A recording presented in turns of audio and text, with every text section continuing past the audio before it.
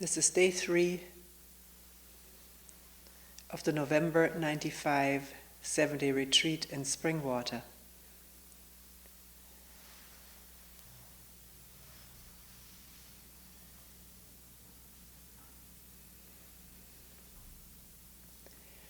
This morning,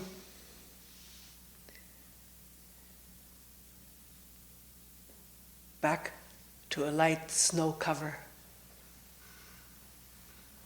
after there was some green of the lawn re-emerging.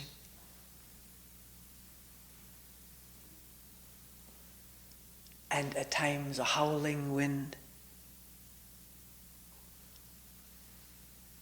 rattling the woodwork, the roof, the eaves. Let us look at pain and anger.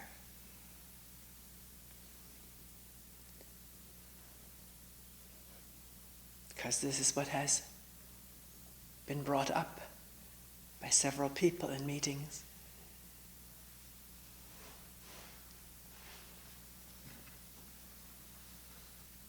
How to deal with pain, how to deal with the ravaging of anger and rage.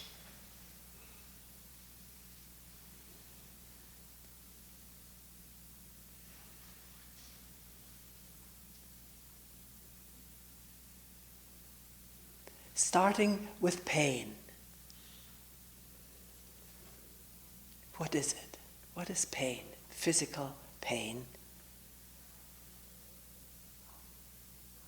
Or mental pain, which instantly translates itself also into physical pain. Mental anguish, grief,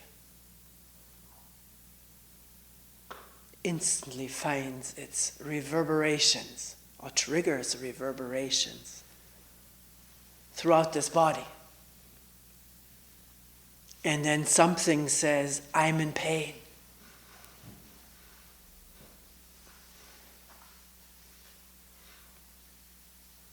There's also physical pain from sitting.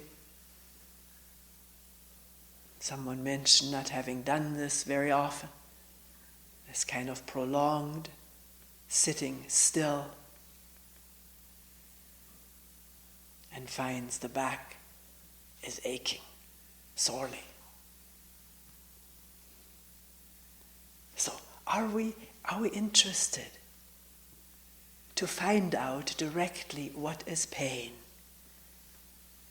and not just the verbal explanation or description of it, but directly here, as it's manifesting? It's one of the most direct things that can be investigated. It's so immediate, so close, so intimate, often so overwhelming or annoying. Seems to take the attention away or needs attention. And it does more than that. It, of course, as everything that happens to us, elicits a storyline. First the word, first the name. This is pain, my old pain or a new pain. And with that word already, associations with pain, which have built up in this brain since we were very little, imbibing what has built up in the brains of our parents and sisters, brothers, people that we live with, play with, study with.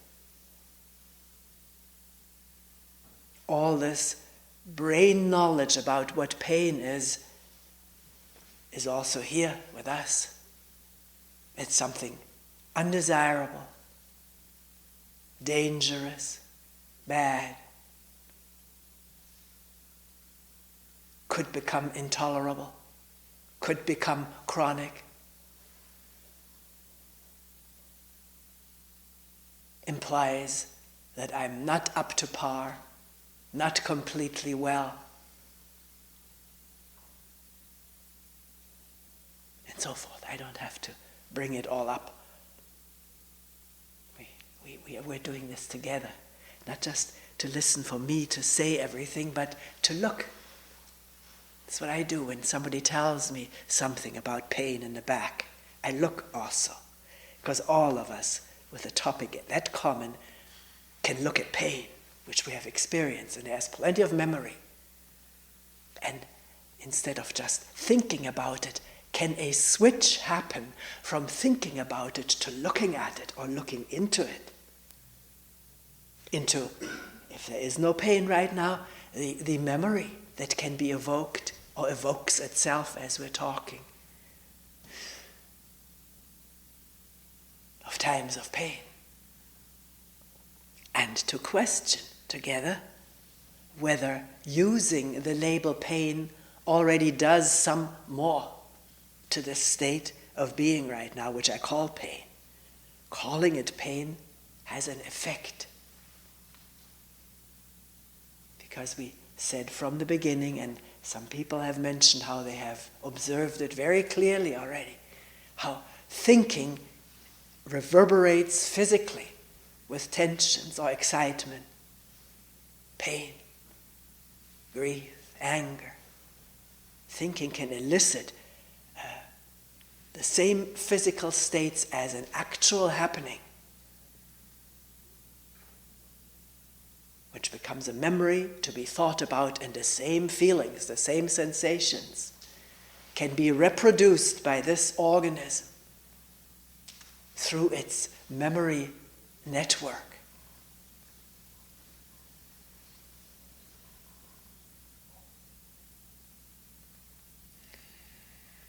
So we were asking, what is pain? Is it the word pain? The label pain in my back? Seeing the effect of a label with all of its implications.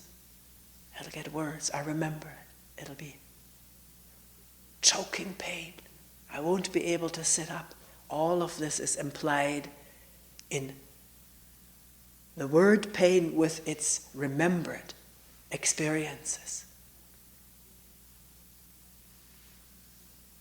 And because past experiences, past painful experiences are remembered, we can also feel the same fear or feel a new fear at this coming up again. The memory, nothing has happened yet except a pain in the back. But it could get worse, or it could get as bad as my friends have told me they are suffering from. So, to have subtle insight into what compounds pain or discomfort, labeling it, reacting from memory, not liking it, not wanting it, wanting to get rid of it, feeling I would be better off and freer without this pain, which is very likely true. We're not questioning in terms of wanting to condemn the reaction. We're just looking at it and learning, becoming a bit more wise about how things proceed, starting with a moment of pain, through word and reaction and memory, and not wanting it or wanting to overcome it. There are these associations in the mind too, particularly if one has done work in a spiritual training center. Very often pain is used to enhance the concentration. Probably most people here have heard this saying, I don't know where it originated, Orient or Occident, it doesn't matter, or it originated in the human mind. No pain, no gain. Or does it come from direct observation? That if pain is not labeled as desirable or undesirable, not labeled, not known, not reacted to with reactions becoming transparent, but not escaping or looking for escape from what is this? What is going on? What is it? Bare, simple, unadorned, unknown.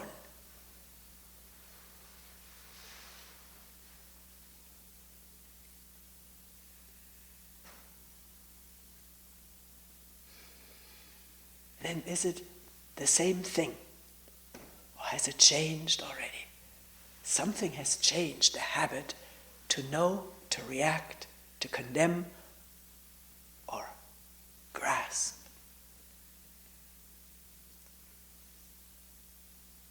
So what are we? In the presence of what is there, unknown.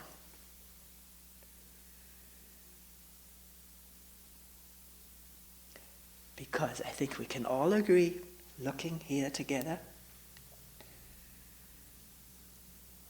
that the remembered past pain is not what's happening right now. Can we agree on that?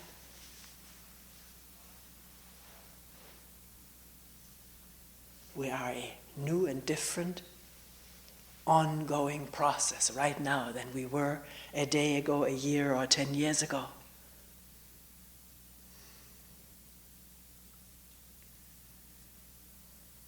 And what is manifesting right now as pain is not yesterday's pain or my childhood pain. It's something I don't know yet. It's something that's going on. And can it be left unknown and therefore felt intimately, immediately, without mediation of words? Not know whether it's good for me or bad for me. These are all movements away from what is there to be felt and explored and moved with as it will.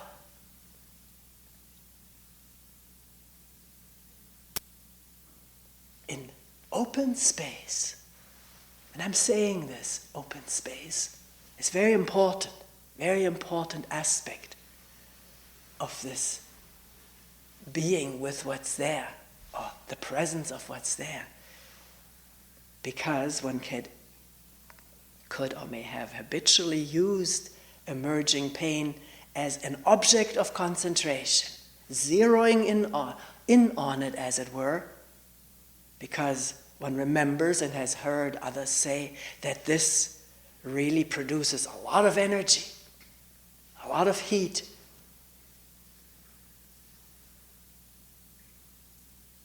And it's true.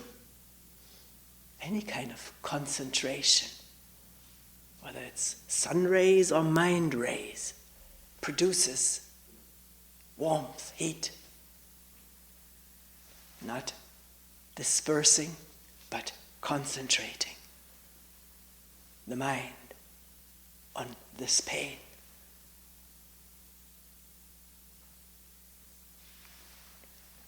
So in the spirit of what we talked about yesterday, is it possible for this, we have to use the word pain because else we couldn't communicate, that's clear, isn't it?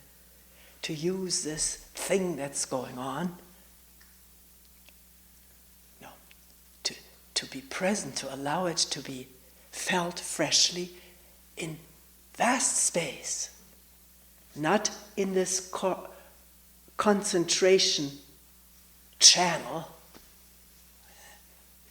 zeroing in on this pain, but listening to it, seeing it, feeling it, touching it spaciously. Which means the breathing is also there, as well as sounds that abound around us. Snow flurries in the air, a rattling wind which is quiet right now, there's nothing rattling, there's a memory. I just want to bring out the difference between narrowly concentrating on something that's going on in this organism, or listening to it openly, freely, not knowing it, not knowing anything for that matter.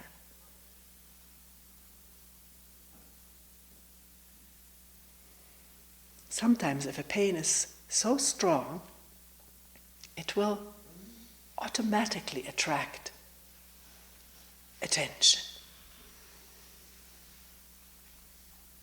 There's no will involved. But this attracting attention and paying attention, listening to it intensely, need not obliterate, as it doesn't obliterate the breathing, and it need not obliterate the listening to a cracking chair or door or movement of bodies.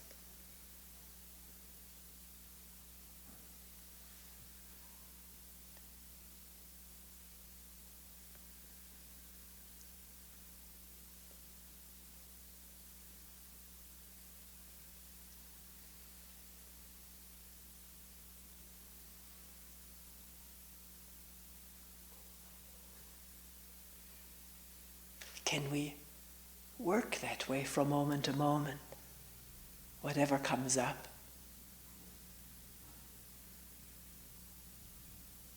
What is it? What usually, habitually comes up is knowing it. It's my usual anger. I know anger, and I have a right to be angry, or the other side of it, and sometimes we manifest all kind of different sides. I have a right to it, at the same time I feel guilty about it. I ought to control it.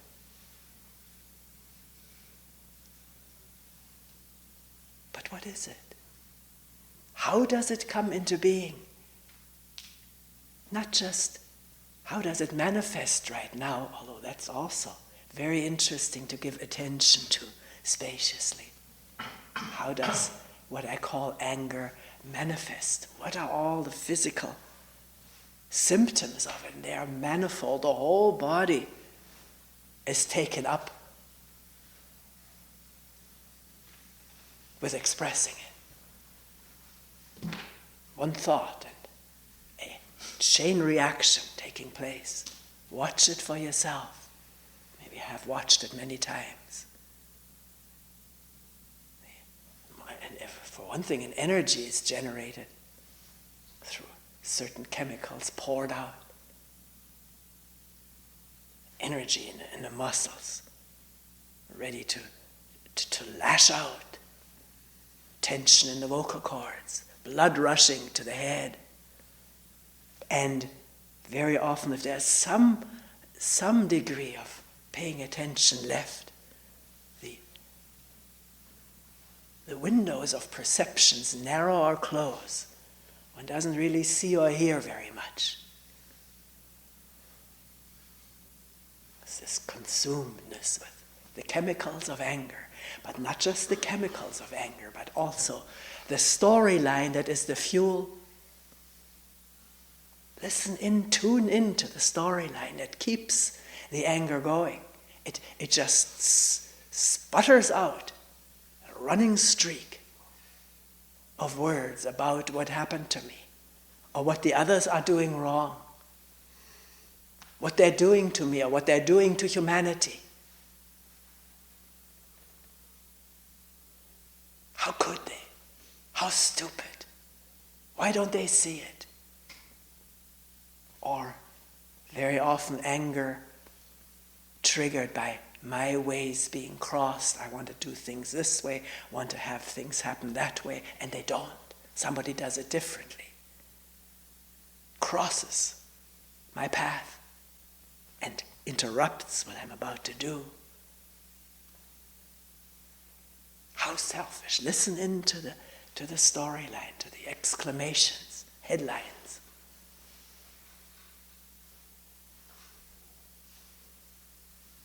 That keep forming, keep expressing, and keep the chemical system moving.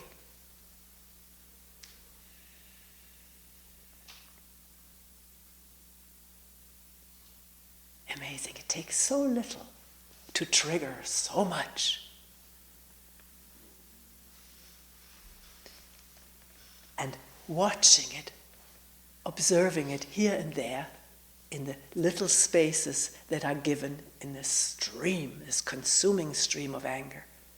But there are some spaces for all of us. Watching it wisely, learning as we watch.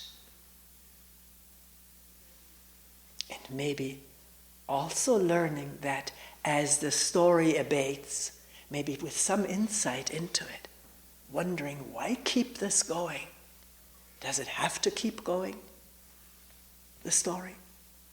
Learning that as the story calms down and abates, the body calms down.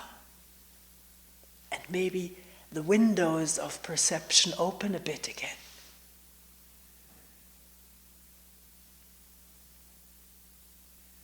So one can see the landscape and the people in it.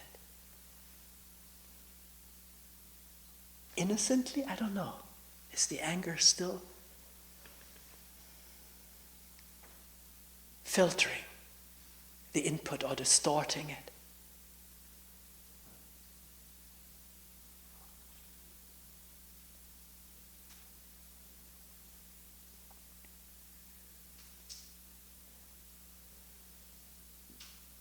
The question comes up right now, how would we fare in our moment-to-moment relationships if we were deeply convinced,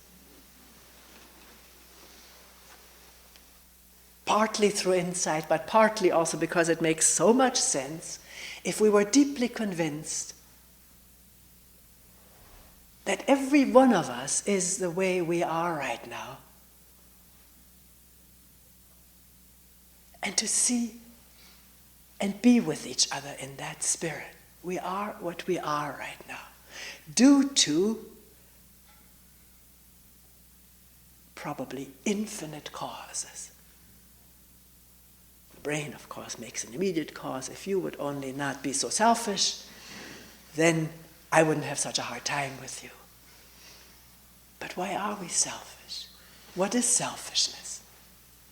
And not observe and learn from it by watching others, but oneself is much, much more reliable to watch selfishness in oneself. But it takes great honesty and some freedom from imagery, the image that we're not selfish.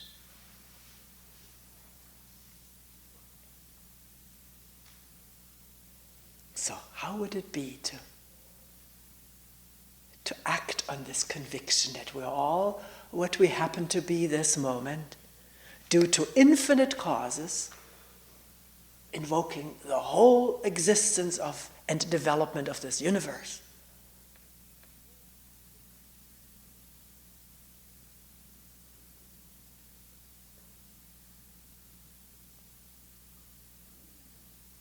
You and I are the way we are right now because of everything that has happened in the past, and then some more.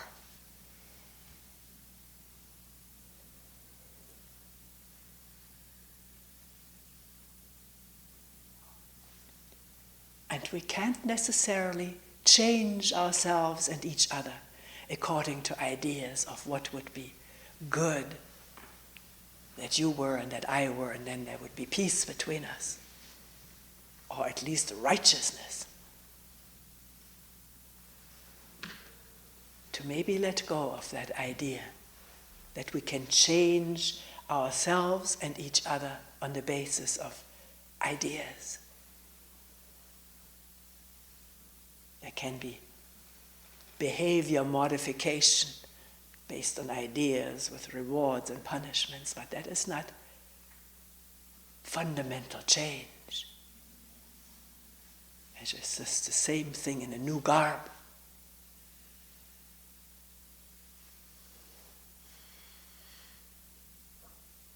So at the moment, anger manifests. One can feel when there's some awareness, the triggering mechanism, this and this and this, and story there to accompany the happening.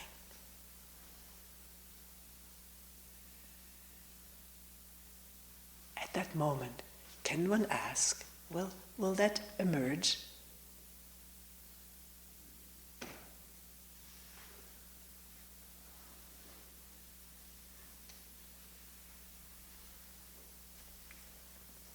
Why am I angry at you?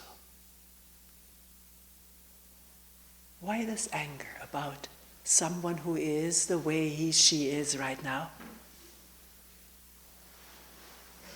And myself, the anger due to, and one can see it in oneself, can see it unfolding. And just watch it. Not act on it. And wonder whether the story has to continue, because as there is some real interested observation and attention, there's no story needed. The whole thing unfolds much clearer without story.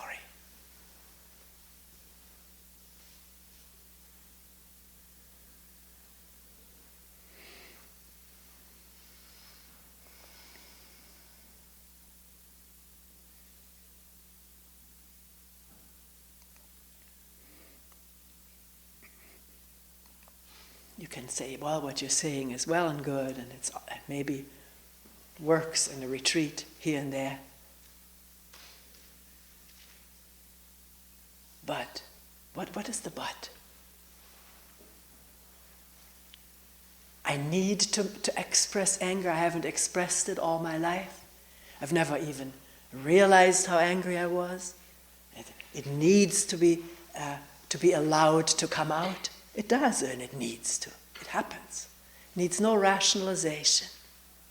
As we are burning with anger, either it continues and creates its side effects and consequences, or there is a moment of stopping, looking and listening, not in order to get rid of it or suppress it or repress.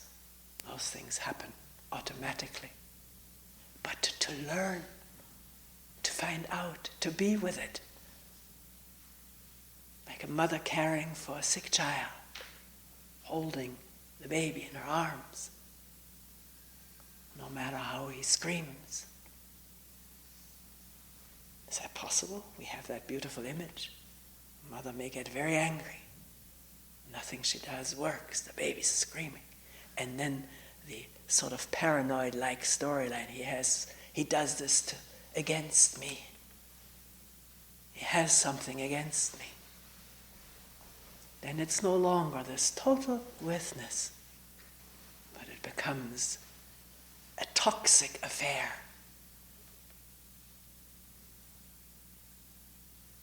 Just holding the anger-ridden organism and watching it, lovingly, if you will. It may not be possible, but it is not impossible. It's different.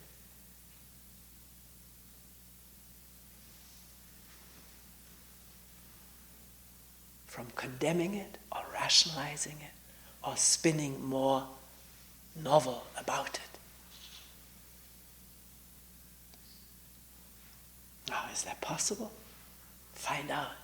People have told me that They have sat retreat after retreat for years with seemingly unextinguishable anger. Some people maybe just sit for one retreat or one session, it doesn't matter. But allow it to be there, but not made into something other than what it is. Rather wondering, what is it?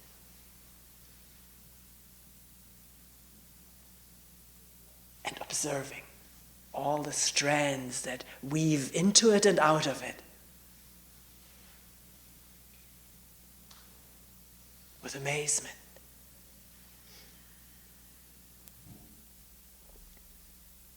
Because the anger observed in oneself as it is triggered unfolds in all of its consequences, wanting to avenge, hurt, to fight, to kill others, do away with them. That what can be observed in oneself is what moves humankind in wars and strife and conquest and genocide.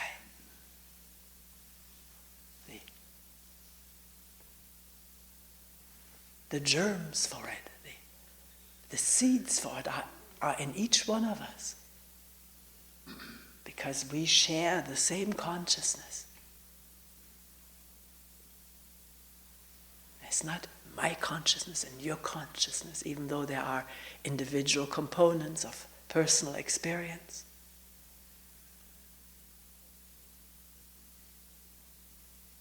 But the ability to remember, a tremendously developed brain, huge capacity to remember, to fantasize, to imagine what to do to other people, to imagine what do's are coming to me, myself, what I am, to imagine it, to picture it, to have story about it. That capacity is in each one of us and is operating in each one of us, maybe conditioned differently in different cultures at different times. But the capacity to create story and believe in story and live story, unconnected from the real thing, you and me as an ongoing being, organism, that is so for all human beings.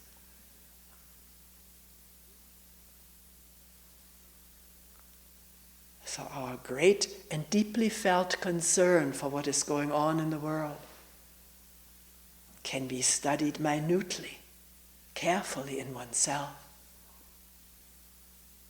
Not that one would go out and murder someone, but who knows? We don't know what triggers reactions of blind rage in human beings like you and me. And if there isn't that light of attention that brings to light what is going on and creates space, and no longer the necessity to carry on with it, unless that happens, we're all influenceable by our thoughts and ideas and opinions. The power of them. The power of rightness being right and the others being wrong.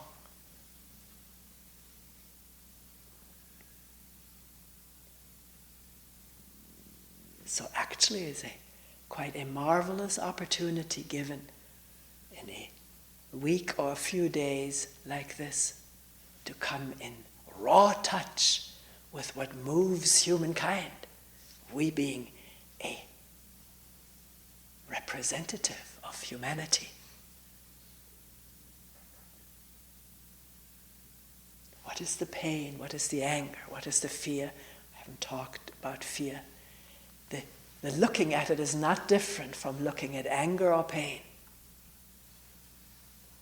often they go together. There's tremendous fear buried or triggered in pain. And anger moves with pain, with fear. Fear of being denied, of being annihilated, may trigger the organism into an angry response. So, will we watch it? Will, when it comes up, not just live with it or through it in our habitual ways of drowning in the story about it? Or wonder at one moment when attention dawns, and it always has a way of dawning at a moment, unasked for, uncaused, there's a moment of coming to. And then some space to look, listen, and wonder what is happening.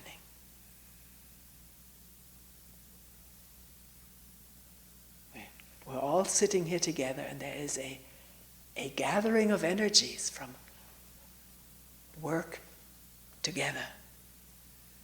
Maybe that gathered energy makes it possible for things to slow down so they can be seen more clearly, reveal themselves in light.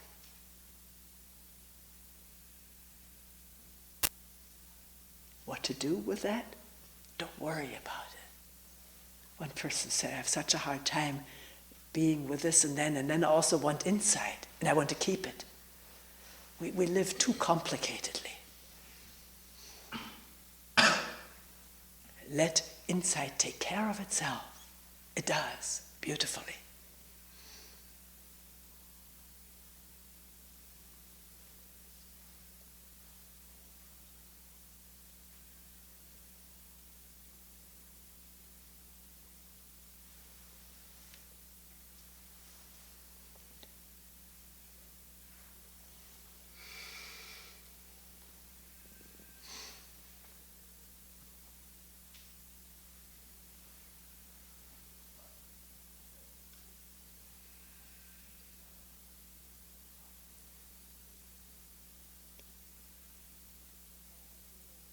We're so confused in our ideas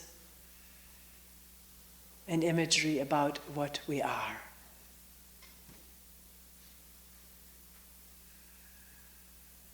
We're so attached to our ideas and images of what we are, or rather, what we would like to be.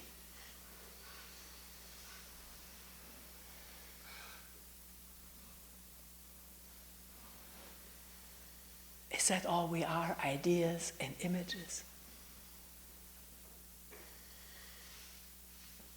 Which affect this organism profoundly.